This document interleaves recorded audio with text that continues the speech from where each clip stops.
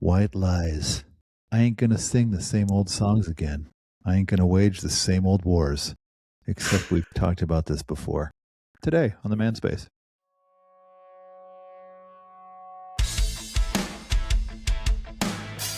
Welcome to the Manspace podcast. We're your hosts, Doctors Matt Brown and Rob Porter, and clinical therapist Mike Porter.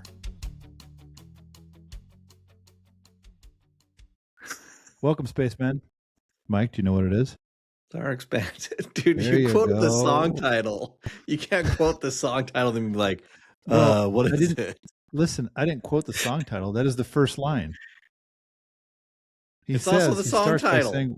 He says white lies. I know, but you should have not quoted that part. Of course, I don't then really it feel wouldn't like have made that's my sense for fault. the opener. It's true. Mm-hmm. RxBandits. For those of you who don't So know good. that, it's by RxBandits. And if you don't know RxBandits yet, you should go listen. Good news. They're They might be coming to a town near you this summer. That's true. They're coming in to honor of their towns near me. Is it 20th or 15th? Is it 20th? I want to say the For 20th. And the Battle Begun? It's got to be the 20th, right? Yeah, it's the 20th because it came out when I was at Auburn. Summer of Auburn. Yeah, for And the Battle Begun. Auburn. War Eagle. So wait, what's your rank for their like Resignation, And the Battle Begun, Mandala, and Gemini? This is the best. Matt's like, okay. Yeah, I'm just curious. I was just thinking all the listeners who are like, what's this band? Mike's like, rank their albums. Right. Like, I don't even know who it is. It doesn't matter. I'm just curious. I think I'd actually have to say it would go Resignation, Gemini, Battle Begun, Mandala. Yeah, here's the funny thing. I'm leaving out like halfway between here and there, or those damn Progress or Progress, because they're all slightly. Progress is closer, but to the Progress is pretty good, but it's Oh, I love it. Here's the thing. The distance between the first three, between the Resignation, Gemini, and the Battle, like they feel really close to me. And then there's a gap, and then there's Mandala. Stu loves Mandala, though. I like it. It's good. It's just not like I can listen to the other ones on repeat, but I will say, Spacemen, if you're listening and you have any interest, RxBandits they started as a punk ska band, and then they became kind of a prog rock band, you could say. They're probably the most talented band I've ever seen live. Mm-hmm. And their drummer is they're all phenomenal. So if you want to see a really good live show, go see them. Because, man, they move so fast and they do the most intricate guitar things that overlap each other. It's incredible. Well, and the drummer, like, I think you and I were at that show. I don't think he stopped the whole time. No, that was you and Paul. Like in between songs, he would just kind of slow down his beat, but he never stopped drumming. And then they would go into the next song and he would just pick up. I was like, how do you drum for like an hour straight? Meth. Right.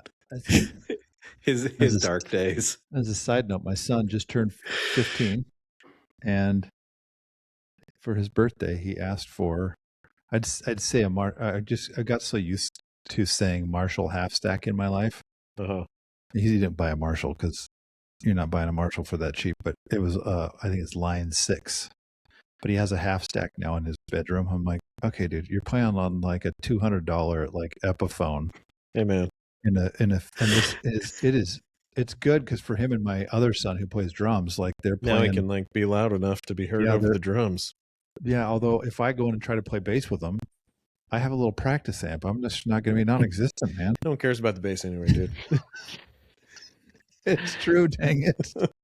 You could not even play and no one would care. Dude, it's pretty awesome though, listening to them. You know when it's not there, but you don't know when it's there. If that makes sense. That's true. Totally does, take the bass out and you're like, something's missing. And then when it's in there, you're like, I can't hear the bass. But that's true. Depends on, I guess, how you're playing. If you're veering off and doing your own thing, like good bass players do, then I guess you can hear it. Are you a good bass player? No. But I can play enough to play along with all these songs. And you can tell some of the songs that we're playing, they're all cover songs, but the bass line is different. But I'm just not, my fingers still, because I don't play enough, so my fingers still aren't used to how fat those freaking chords are or strings are. It's like too much. You always ever get a little slap action in there? Every once in a while, I'll do a bark. Dude, I saw this video. I can't remember if the guy, I think he made it himself. Maybe he just made the neck, but it's like the low strings have frets and the high strings don't. You just cut like the frets out halfway down. Oh, the thickness of the neck. Why? It's just weird, dude. He's just playing like all this stuff that's like fretted, and then like wah, wah, wah. It kind of sounds like you're going back and forth between slide and no slide. I mean, I don't like slide, but it makes me feel sad and lonely, like it's a country song. Have you ever heard? Because a lot of them are just kind of, that's like steel guitar. Yeah, the flat. Oh yeah, but the Derek Trucks is like phenomenal. All he plays is, well, pretty much all he plays is slide, but it's like a very different. Oh. Him and his wife, I can't remember her name. I mean, they have a really good band, but it's a little bit like slide guitar is a little bit like harmonica to me. Mm-hmm. Like even when it's played well, it just kind of sounds lonely and desperate. Like when someone puts it in a song, I'm like, nah, I'm out. It's just too melancholy for me. Except for Piano Man. Yeah, I could do without it there too. It's fine. What? You heard me. It's not harmonica, man, dude. I'm desperate. You shut your mouth. It's not harmonica. That would be awesome if they changed it. Sing us a song. You're harmonica man. That's the way the original song was like. It doesn't roll off the tongue. Trying too hard with this. All right, so someone should be real honest with Billy Joel about that. Hey yo. Segue. Well, before we get, oh dang, this show involves honesty. I'll say that. Because I always like to talk about the shows I've just watched. My wife and I just watched. It's like 8 episodes. It's on Netflix. It's called How to Get to Heaven from Belfast. Yeah. It's an Irish. Dude, it was awesome. You guys watch up. Get on board. Also, Mike, did you watch the new Scrubs? Yes. What'd you think? It's hilarious. Don't tell me it's not. No, it is. Okay. It didn't. So I had been watching just because I was bored. Like I started somewhere in like season 4. So I've been watching the original run of Scrubs. Well, give it a hot minute. And I was in season 8, which is, I think, arguably one of the best seasons of Scrubs, maybe potentially the best season of Scrubs. It's phenomenal. And it just like, I felt like the earlier run, at least than these first 2 episodes, balanced the humor and the melancholy better. These first 2 episodes were just a little bit like seeing Turk, like, dude, I thought that was freaking awesome. It was, but it was not like, it was a little bit like that. It was heavier than you're used to. It should be. They've matured. I know. So no, I do. I like it. Like I was bummed that very excited to keep watching it, and me too. And I keep wondering how they'll bring him back in, because they did that with. It only says 1 episode. I know. I think it's just the one, which makes me so sad. Especially hearing him.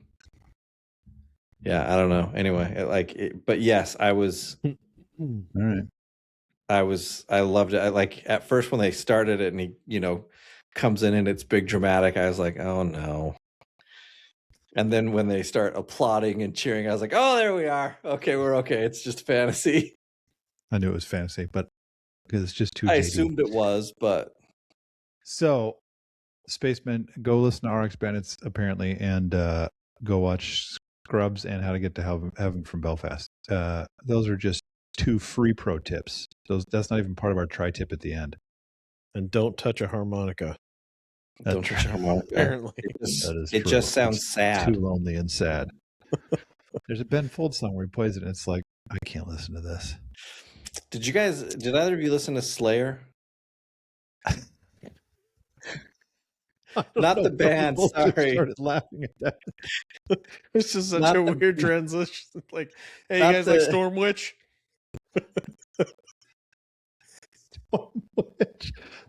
Not the band, Mike? You're saying not the band Slayer? Ben Folds. The Christmas album. Ben Folds' Christmas album.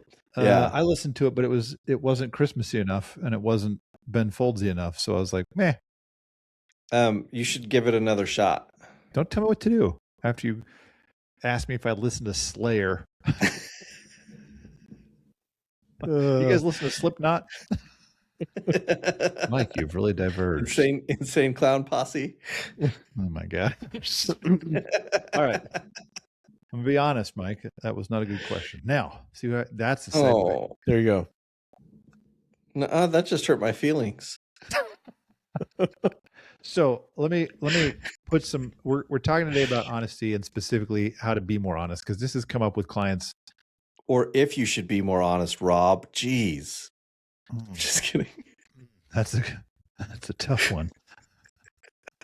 So, because this has come up multiple times, and in one of our previous episodes we talked about this. I've had multiple clients where they will they're like sneaking things behind their wife's back. Nothing big. They're not like buying a boat.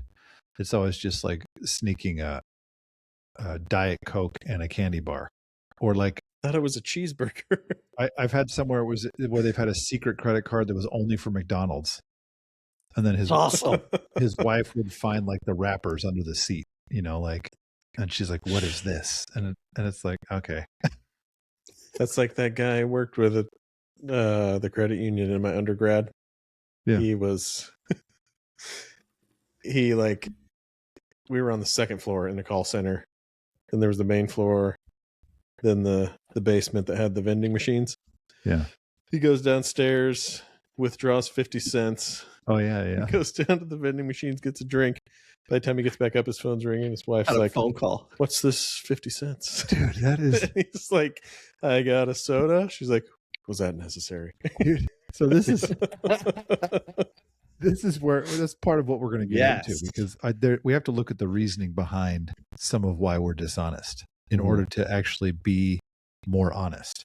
Because this is, I've used that term before that I made up. It's not a very good term.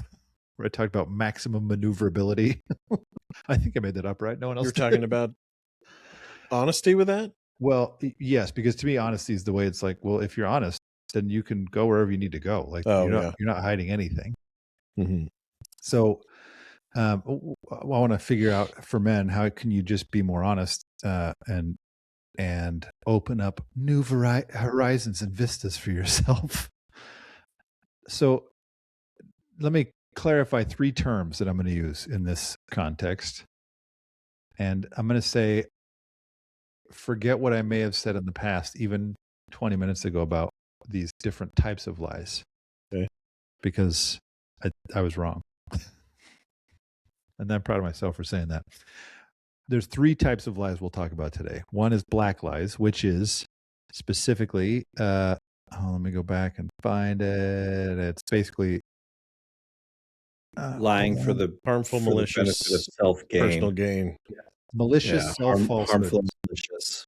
Yeah, they're told to avoid accountability, intentionally cause harm to others. So that's black lies. White lies are altruistic lies that are designed to be like for the good of somebody else. So like, do I like fatten these pants? I guess. I don't know. I don't know a good example of a white lie that's like, it's just for them. Yeah. And then there's what they call Pareto lies or Pareto white lies, which is designed Pareto to be white, Pareto,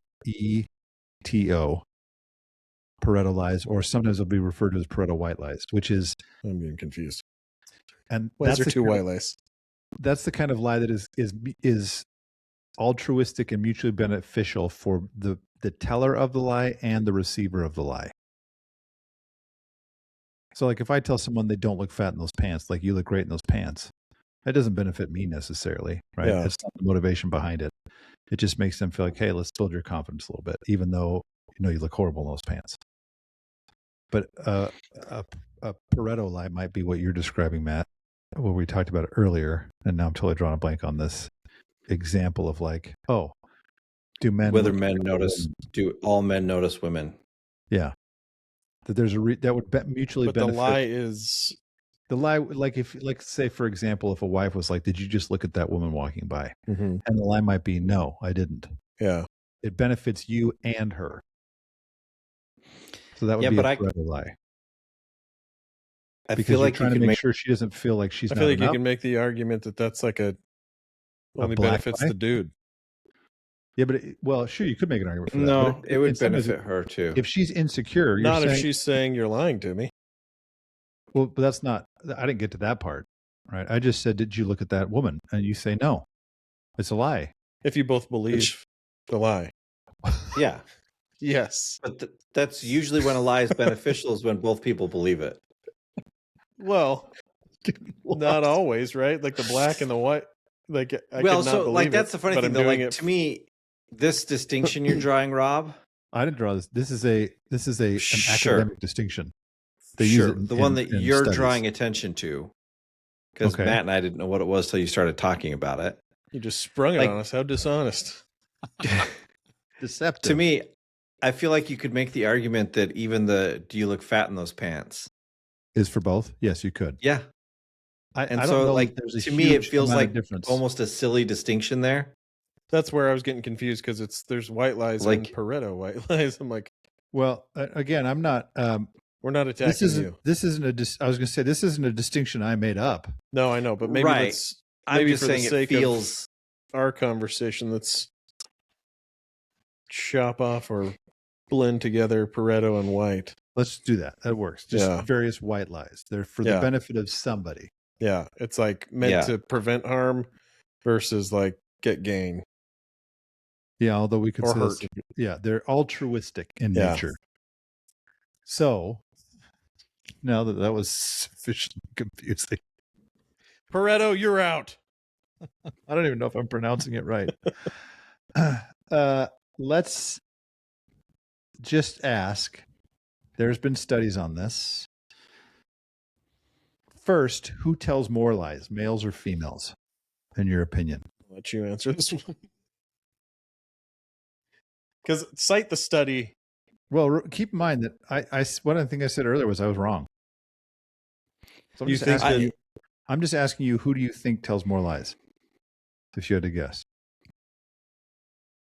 I'm going to take some issue with some of this, but so. Here's I think it depends. I think it's just context think- specific.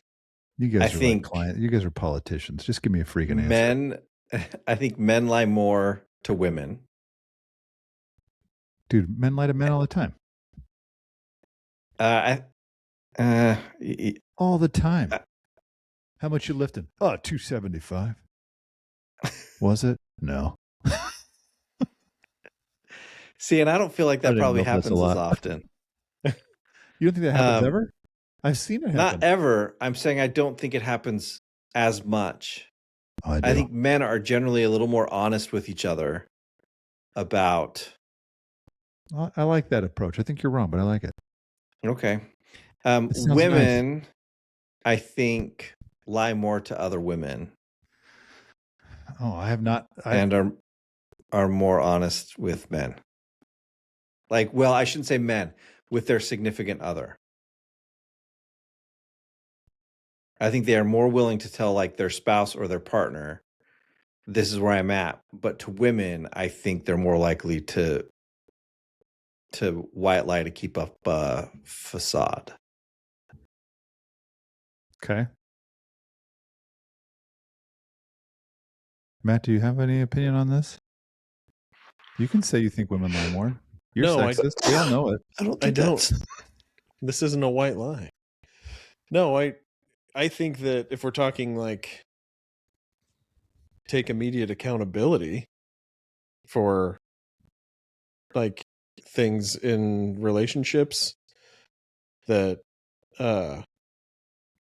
like I've seen more men like take accountability quickly, but in a way that's kind of like, I haven't really thought through how I'm going to change that. Yeah. And I've heard a lot more women tell men they're wrong about their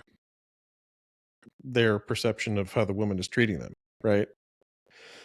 I don't know that, like, I wouldn't put that in a lie category though, but I think you're right, Mike, that I think that both of us kind of, whoever's going to have the most negative social consequence for us is the person that we appease with dishonesty and lying. So a lot of, this is a hilarious story. This person I worked with one time was always like really nice, and one of our other coworkers was asking me like, man, how do you think she is like so zen all the time, like she's so grounded? And I was like, I don't think she is. Like, it feels a little like over the top sometimes. And then one time she just happened to have her door open, she was on a phone call, and she was talking to the person very much like I had heard her talk to people.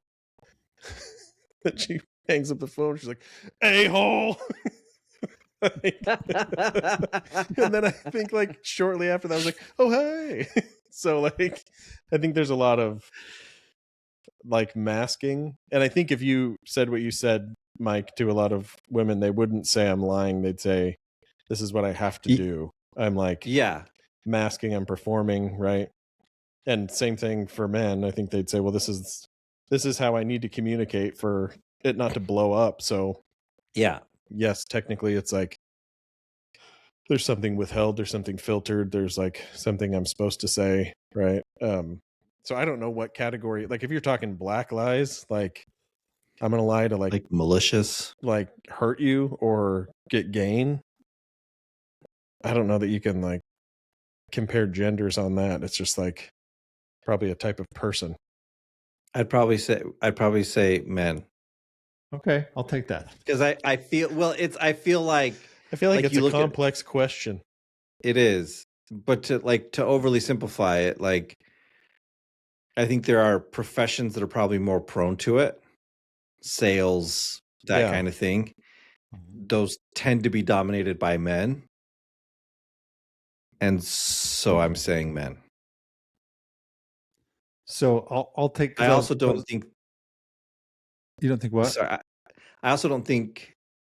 I don't think the average person maliciously lies very often. No, but I do think, to your point, I think as men we're socialized to deal a lot more with trade-offs. Mm-hmm. And so we can make quick calculations that oftentimes women find like really amoral. Yeah. And, you know, how can you, that means you don't care about this. And it's like, no, I cared about that less than I do this.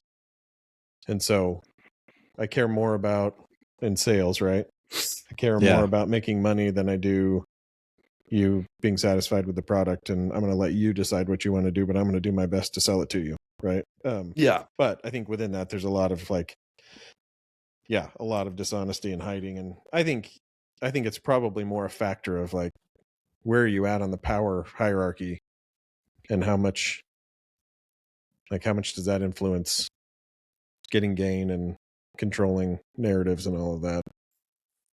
It's funny because like I agree with you guys that it's too simplistic. Yeah. But that's what, I was thinking, you guys are giving me the qualitative study answer rather than the quantitative study answer, because the quantitative has to make it numerical and either or. I'm going to be real honest with you. I think it's stupid. No, I do not your question, but I do think like, I think that when like on issues like this, it bugs the crap out of me. Like I get it that we just want concrete answers on some things, but like I can't tell you how many people I've heard talking to people like, no, tell me, is it this or this? And it's like, dude, I'm not going to tell you it's either, because it's not, right? And like you keep trying to make this some overly simplistic thing so that either you can agree with me or eviscerate me, and I'm not doing that with you. Like, so I will say this. first, because I agree. Like something like this, I don't see the benefit. Like the reason I ask is there's studies that like who tells lies more, and Yeah. meta-analyses will show that men tell more lies, both black and white, than females do. Mm-hmm. And they say there's a bigger difference that in white lies, that a bigger gap in those two in the white lies category. And I'll give you some examples of black lies that are not, because it sounds a little too like it's real bad stuff. like, geez, when really it's like, oh, this probably happens a little more than we think it does. And we wouldn't necessarily call it a black lie. We'd call it like an exaggeration, or like, I omitted some stuff, or, but what I think is funny about this, when you're like, it's not that simplistic. Like, I hate when clients will be like, well, what do you think, Rob? Do you think you should have this? It's like, don't ask me that question. Right. But it happened once yesterday and once today, where I asked somebody a question, just a question like, well, what do you want? Like, what do you want to do next? Like, I actually asked somebody, like, is this progressing the way you want? And the answer they gave me, it was like a 5-minute answer. And at the end, they're kind of like, does that answer your question? I said, I don't know. It was very political, and I think I'll vote for you. Because they managed to say nothing while saying a lot. Mm-hmm. And I was like, look, there is an answer. When I ask you, what do you want? You have a preference. Yeah. I know it's complicated, but your knee-jerk reaction says this. The reason why there's benefit in saying, I think it's men, or I think it's women. I think if you lined up a bunch of non-therapists who weren't overthinking stuff, Yeah, they would say men lie more than women do. People would. Yeah. What are you saying And about the this, reason why Rob? that's valuable is because that's going to determine how we approach, like, what we look at, what men do inside of relationships, and we're going to decide this about men, and men are this way, rather than saying it's complicated, because it is, but that doesn't give us an answer and a quick knee-jerk categorization. That's why I think it's stupid, right? Agreed. Because, but we have to approach it as it is. No, I know, but this is, I think, like, what the crap does that even tell us? What do those meta-analyses tell us? Be more guarded around men, there's right? There's no benefit to it, right? Other than to say, hey, men, stop doing this. But that even then, it's like, well, let's address why they're doing it, because the white lies are altruistic, right? That's more what I'm saying. Like with the, sorry, go ahead. I like, how many of these statements that men make are because they've tried honesty in the past and it has not worked for them. Right. Like, I tried to be honest and you didn't talk to me for 3 days. Well, and or I tried to be honest and this happened. So what have I learned? Not to say anything. No, and I do think that there's a huge difference between I'm trying to manipulate and deceive you so that your thinking and your self-directedness changes, versus, to varying degrees, I'm obscuring part of me, right? Because either, like you're saying, Mike, you're not going to react well, and so I don't trust you with what I'm actually experiencing, or I'm really protective, right? Because I've got all sorts of other things going on for me that I can't handle, or whatever, right? Like, I'm not saying that that's shouldn't be dealt with, but I think it's like, again, we put things in these, like, lie.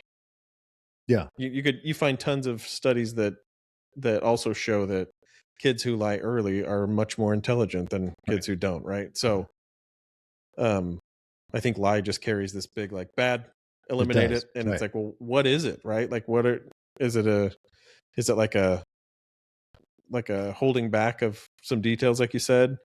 Is it like actively deceptive? Is it trying to sway like masses of people? Like, what are we talking about? And I know, like, in social science, there's so many studies that compare men and women, and it's like, okay, that was my so yeah. What do we do with that? One of my favorite classes, I don't remember if it was Jason Whiting who taught it, or if it's the one I did in sociology, we had to read a book that was like, here's this topic on violence. And it was like one of them, and it would take all the different approaches to this. And one of them was like, do men or women perpetrate more violence? And there was huge amounts that said men, and there's huge amounts that said women, and there's huge amounts that said they both perpetrate at the same rate. And I just thought, oh, that's a really good example of how it all depends on how you look at this and where you're getting your data from. So, but this is what, like, to me, I asked this question because I think we have to approach it from where, because I think I could I could make up a new word and say there's a different type of lie that I feel like I see from a lot lately, women, which is they'll say like, oh, I'm working, I know I got to work on my stuff. And this is my stuff. And they don't really say what their stuff is. I'm like, you're not working on your stuff. Don't say that. That's like, I guess you could call that a black lie because it's to benefit them only at the cost of the other person. Because then they're going to go into, but it's like, well, that's not true. Yeah. But just for clarification, Mike, or because you said it probably doesn't happen as much, I think you're right. I don't think black lies actually happen that often. I don't think most people are deceptive.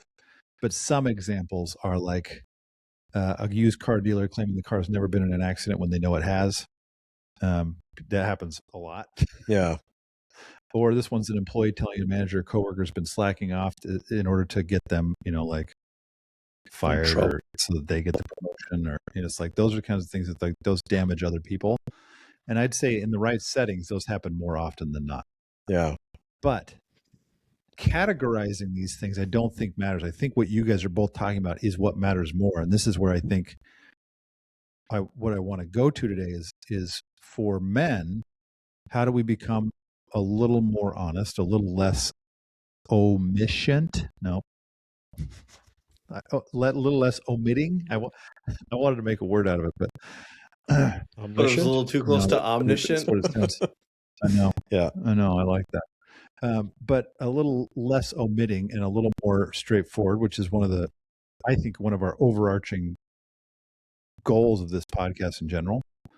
But also, how do we help women see that, like, your husband is not just like a liar? And I've never seen it go over well when somebody says he's lying. Yeah. In his brain, it's like, I'm not lying. Like, there's something to be understood here. There's a bigger context that matters. Mm-hmm. So I think you're right. These studies that do this, and I don't, the longer I've done this, the more I'm like, dude, the studies in social sciences are such a waste of time. Well, at least that was a meta-analysis, which means they looked at, That's multiple studies. But yeah, most of the stuff is not, you can't replicate it. So it's like a one-off finding, right, specific to the sample that was studied. So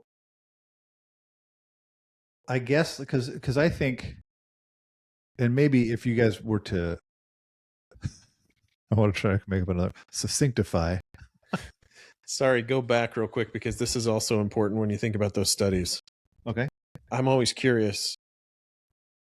Like, so all of those studies, were they like experimental, meaning they set up conditions and then they were objectively able to say who, who told the truth? Or is it self-report, a questionnaire? Which means then technically whoever lies more is probably more honest, right? Like it's like who admits to lying more is probably that's the question, right? And that could go both ways. It could be that, men really do lie more, and so they're admitting truthfully, and women are admitting truthfully, or women aren't admitting and men are. Who knows, right? It's just and that headlines and stuff. That does go into as well how we view male versus female. Because if you just don't view yourself, or like women just don't lie as much, you're not going to look at the things you've done as lies. Yeah. It's like, that wasn't a lie. It's like, I mean, whereas dudes are like, yeah, she asked me if I looked at that woman. I said no. Yeah. Yeah, I lied. Yeah.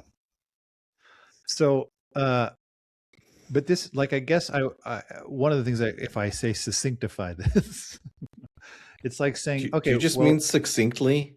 No, succinctify. I'm making it an adverb. I don't know. Making it a verb.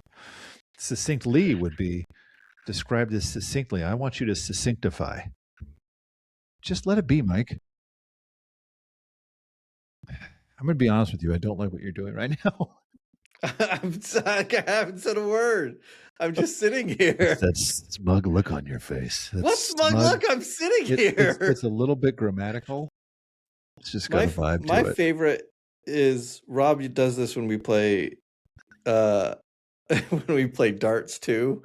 He'll comment on my smugness. Oh, dude, there is a smugness. There's not a smugness. It's when you'll throw in there. It's also it's like it's just this like like you start laughing. It's like, come on, dude. So you got a good shot there. Anyway, Right, but there's no smugness in it. Like you assume a smugness that is not there. Just saying. It's only because my insecurity can't take losing at darts, which I lose a lot. I was gonna say, I lose way too often at darts to worry about. Yeah. So there's two of us who've said we lose a lot. I wonder who's winning a lot. Mike, I think you lose. I think you win more often than you think. Anyway, I've done better lately, but maybe that was a no. white lie. It was altruistic for me, so I didn't feel like the only dummy who's losing all the time. So what? As we succinctify this, I want to know, like, what if you had to, like, say that yes, this dude, like my clients, for example, who have a secret McDonald's credit card or they're getting their Diet Coke and candy bar at the store, and yeah. why do they do that? Why do they have the secret purchases and all of that? Yeah, why is it secret? Well, I think in any, well, not in any lie, but in these McDonald's lies, there's probably, like, if you ask that dude, hey, how do you feel about it? Right? At first, it'd probably be like this really strong embrace of, this is the one thing I get and blah, blah, blah. Yeah. But if you asked it again, they'd probably be like, I kind of feel like a turd. Right? And so there's a little bit of shame in it. And then if you project that onto somebody's response on top of what they probably already would say, then it's like, no way am I going to share that with you and face negative consequences and get lectured and all of that, right? I do think it's a pretty simple calculation when you think about lying. It's like, Agreed. I could have what I want and not have anything negative come from it, right? I can deceive myself that this is a healthy habit, and I could deceive myself that I can do it and it's not going to ever have any consequences, right? But I think that I'm going a step further, I guess, with your question. I think that if it's something that you're like, no, I really feel fine with this, I just fear the rejection or the judgment.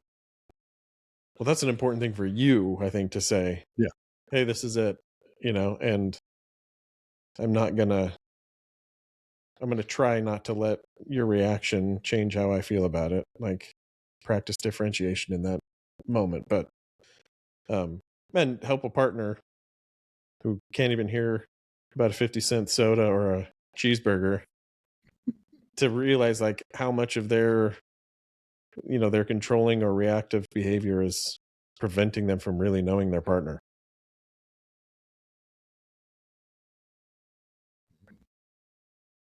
Cheeseburger and all. Cheeseburger. What? Cheeseburger.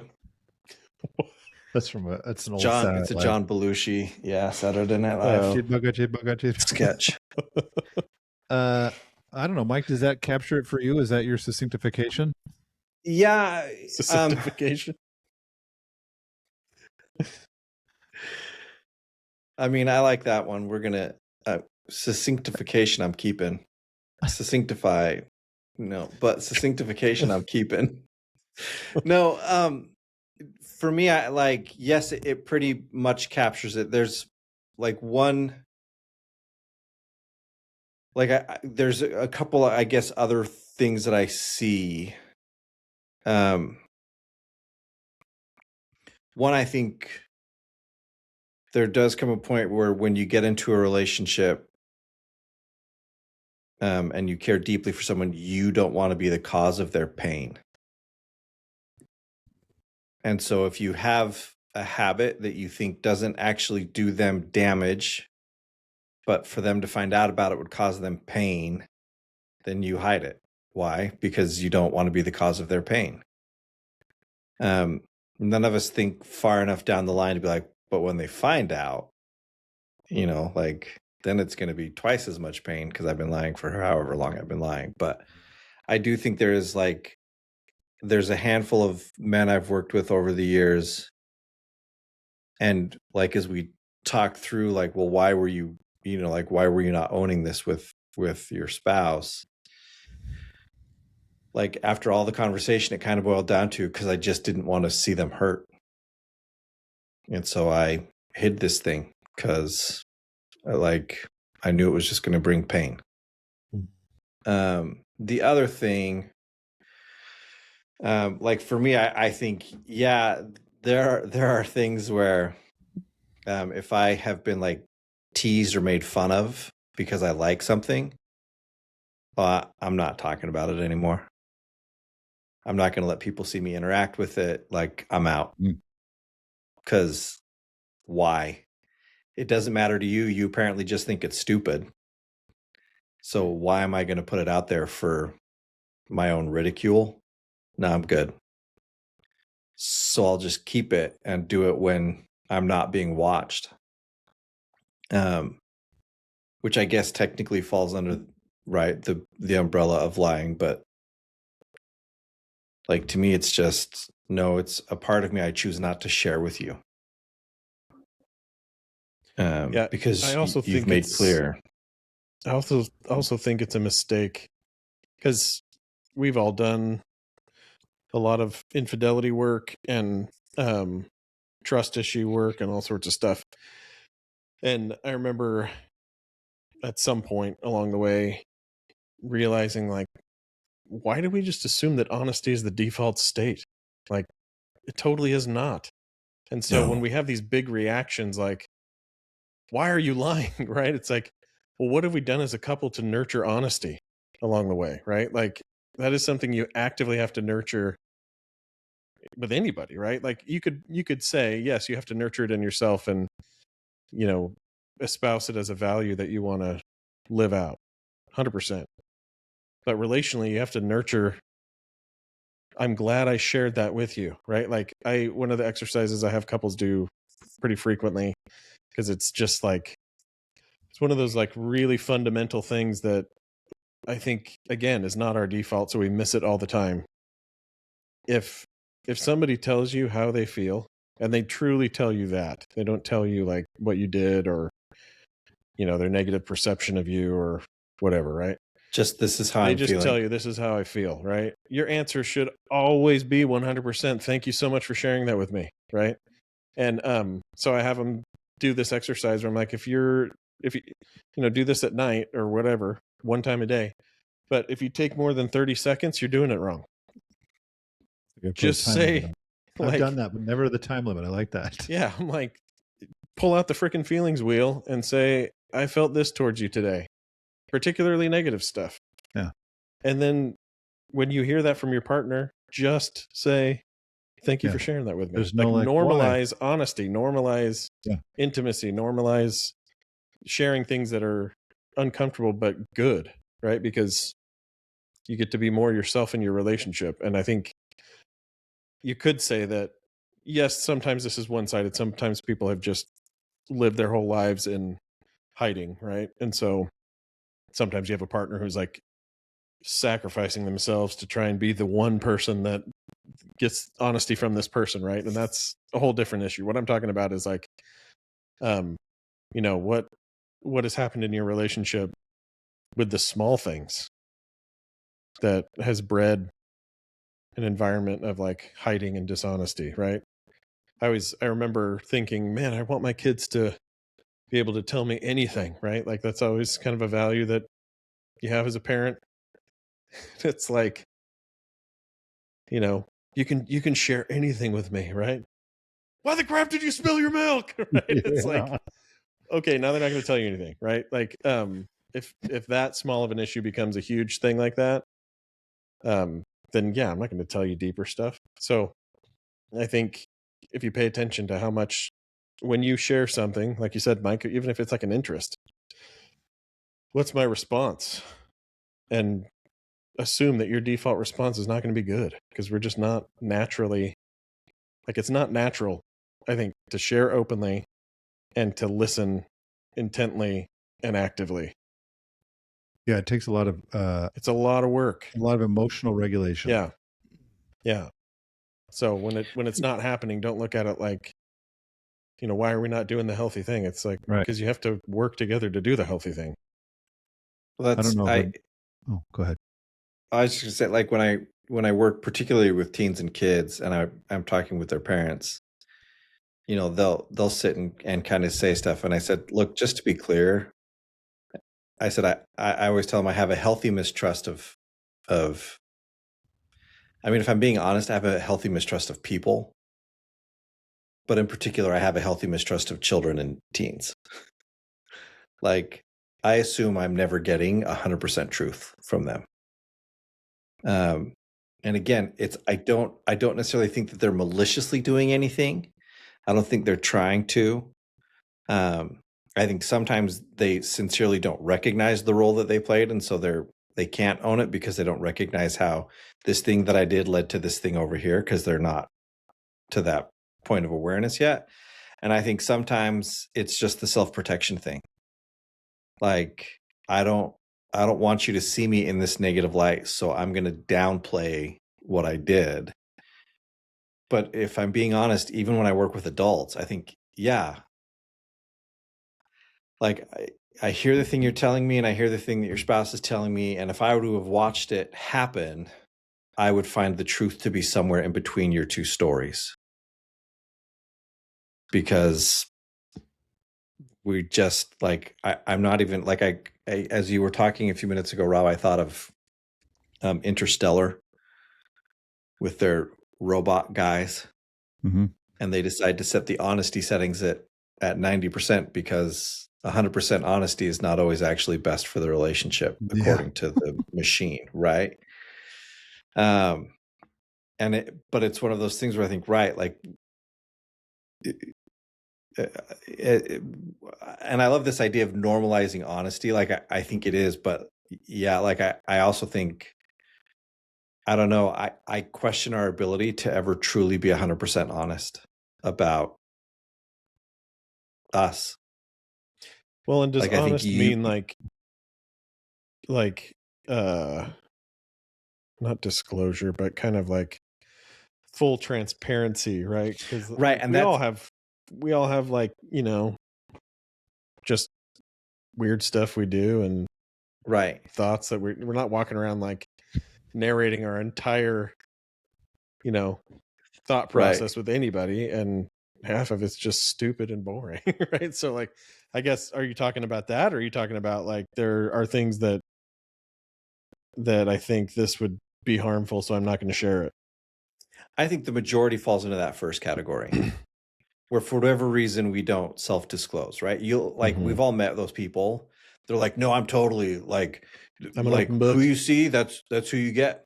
Like, Yeah. this is just me. I don't hide anything. And I think, yeah, you do. Mm-hmm. Like, you just lied in that statement. Everybody hides stuff. I don't think most of us do it again out of like, I'm trying to deceive to get ahead. I think Right. most of the time it's, what benefit does you having that knowledge get? Like, it doesn't help you, it doesn't help me. So why are we going to put it out there? And I think sometimes it's like, the number of times I've said, like, as I'm, retelling stories to Jenner about different interactions I've had in my personal life over the years, where I'm like, yeah, I don't know them well enough to let them see that part of me, because I don't know what they're going to do with it. I don't know what they're going to do when that's out there. And I'm like, so no. So am I being slightly dishonest? I guess. Yeah. But again, like, I don't trust you enough to let you have that piece of me.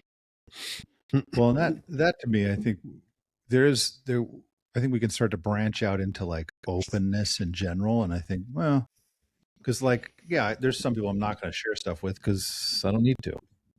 Right. I don't think I'm being dishonest. I just don't need to share that with you. Yeah. I think when we talk about spouses, and this is, these two parts to me, when I look at this, it's like, well, yeah, I think most men I talk to when they've been quote unquote dishonest, it's because they didn't want to hurt their spouse or their partner. They didn't want to disappoint them. They didn't want to whatever. And also I want this to also know, because like, did you know that you sometimes are a little too harsh? Like, there is no room for him to say, I'm a flawed human. You rip that apart as soon as he does it, just like the 50 Cent thing. It's like, really? You're right on top of me like that? Then it feels like, well, how do I do this without you knowing? Because I still want to feel like myself. Yeah. And so that sometimes is knowing that like you guys have built this dishonesty together, because there's no room for him to just be who he is. So it's not usually a bad dude. Most of us will actually feel bad when we've done black lies. Yeah. It's like when we cheat. It's like we know we cheated and we feel bad about that. Right. White lies, we just blow right past. I don't think we even notice them half the time. But it's kind of interesting because I thought, actually, Matt, I was like, oh, he pre-tipped us. Like I thought you gave your tip. I'm tipped out. Because I was thinking when you talked about that, I thought that's a good exercise for couples to go practice, to say, hey, let's try this out. Like, I just want to share what I felt today, particularly the negative things. Yeah. And particularly this is the hard part about the exercise, right? Is you don't always, like, you don't want to set people up to just, hey, find something to be upset about, with your partner today, so you can tell them tonight, right? But I think that is the thing that both sides, I see men disconnecting from their negative feelings towards their partner, right? And so they have a hard time accessing them and sharing them. And I see women using their negative emotions towards their partner to try to get their partner to care about them, and then feel like they're not worth anything if their partners turn away from the criticism. And it's like, that's a horrible way to try and connect. Right. So make it normal to just say, yeah, we're going to frustrate each other. Yeah. I'm going to be mad at you, right? I'm not going to like you some days. And the important part is that we have the ability to speak honestly with each other about that, so we can repair it. If we don't have any repair, then we're constantly like trying to avoid this disharmony that's inevitable. And then when we're in the disharmony, it's like there's no way out other than to sweep it under the rug and kind of go back to, some form of harmony that increasingly becomes less and less fulfilling. So yeah, it's a breakthrough into a form of repair where, like, why would you not be frustrated with somebody who's different than you that you live with? Like, that is close proximity. Yeah. Like, that's the dumbest assumption ever, that would never happen. So, well, and that to me is like one of the benefits of that exercise to me. I think you got muted or something. Yeah, we don't hear you anymore. There, sorry, you're right. I did mute myself. Sorry. The benefit of that exercise to me, it goes back to the connection that we tend to make between something like frustration and what that must mean.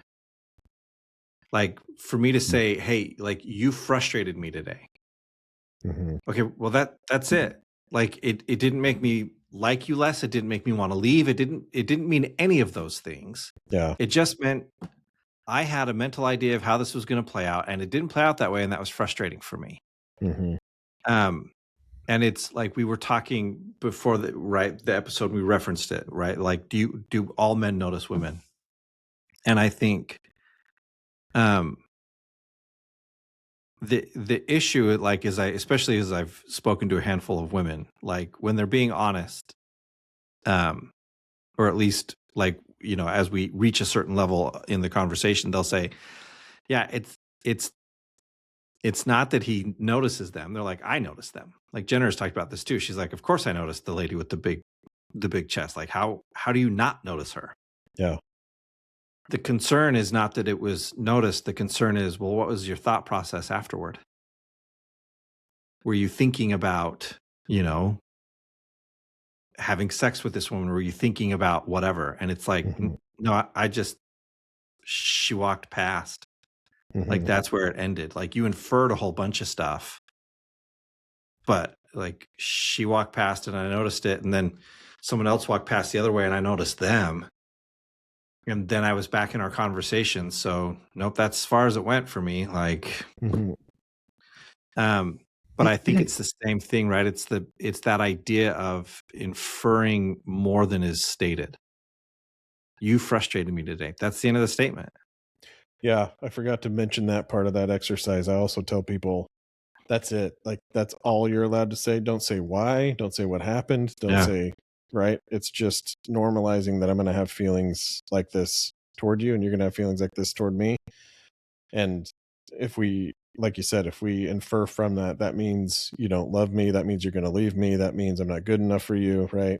Right. Then the conversation becomes this whole other thing. There's no room to have natural emotions towards each other, without it meaning anything about our commitment to each other, right? Or Well, and logically, we know we all have those kinds of emotions. yeah, I think Like, I don't like to think of the idea that one of you is thinking about Mike, geez, you're kind of annoying today. Like, no, I don't, that's an unpleasant thought for me, but it would be naive to think that at some point during the day, I don't annoy people around me. yeah. No, I probably do. No, and I think that's a all day good, long. that's a good, like, not humility, like think lower of yourself because that's the case, but be Right. honest with yourself. Of course, Right. I'm gonna Logically bother speaking, people. that's going to happen. That doesn't Yeah. mean Like, anything about my worth as a person. I'm going to It just do means- things. Yeah. Yep. Yeah, exactly. I think the one tweak that because I didn't put a timer on for people on those things, but I will say, like, instead of saying, you frustrated me today, because I want them to take more ownership of the feeling rather than saying you did this to me. I want them to say, I was frustrated at you today. Yeah. Because they can keep it at you, Right. but then they're saying, I was frustrated. I'm not saying this is your fault. Yeah. So here's my tip, because we're going to take that as Matt's exercise tip. Unless he's got a bonus tip. I got no bonus. Oh, okay. Then that's Matt's tip.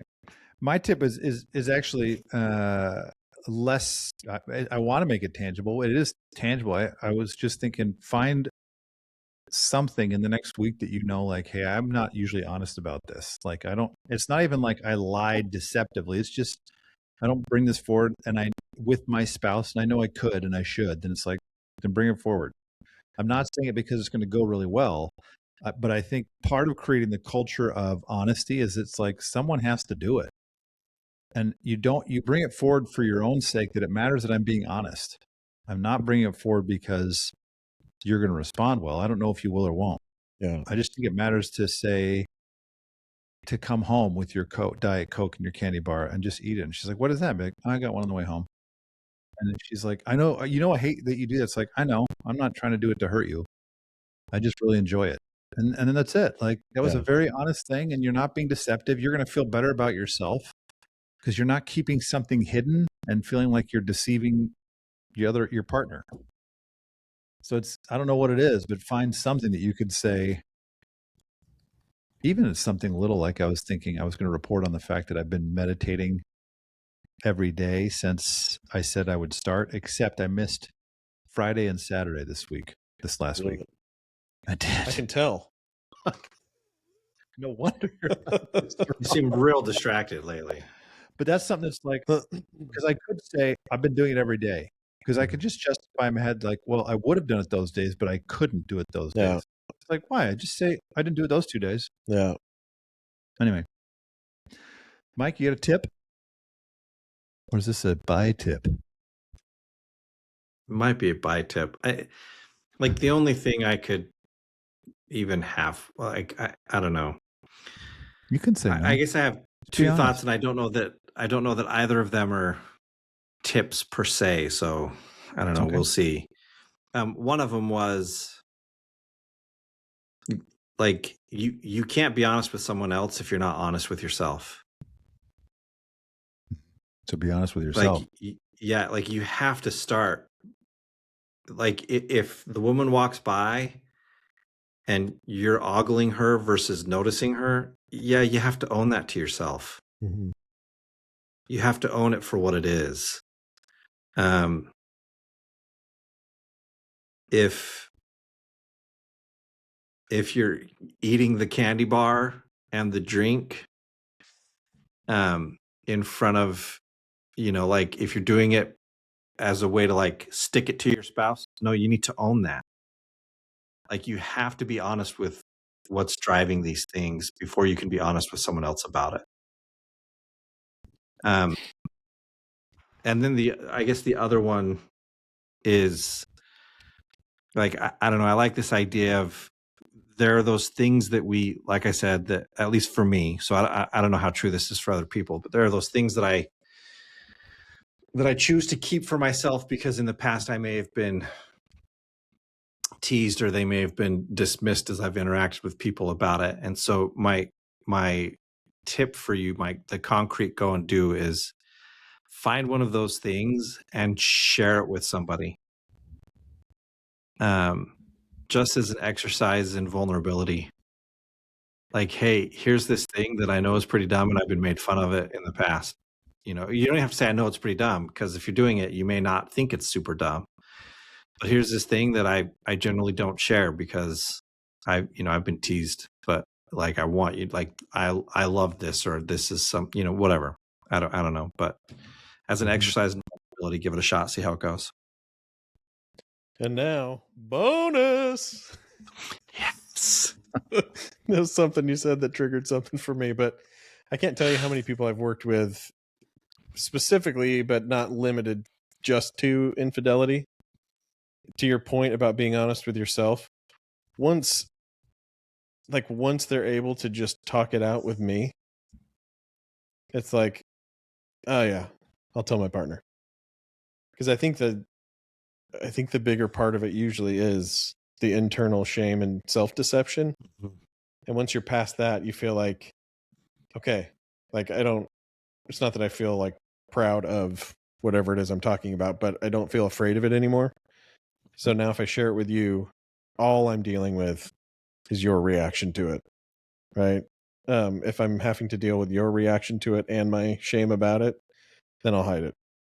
But yeah, if I get past it in some way for me, even just writing it out, talking it out with someone neutral, right? Like, I think it just helps you do whatever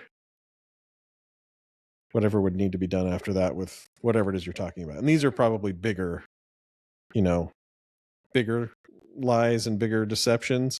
Yeah. I don't think you would have to go through that so much with like, oh, I told her she didn't look fat in those pants. Like, or whatever, like the white lie stuff, I don't think would work this way, but yeah. Yeah. Yep. I can say yep too. There you have it, Spacemen. Go be more honest. And then come back next time and catch us on the Manspace.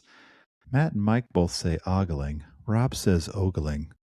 Find out who's right next time on the Manspace. Some people say oogling.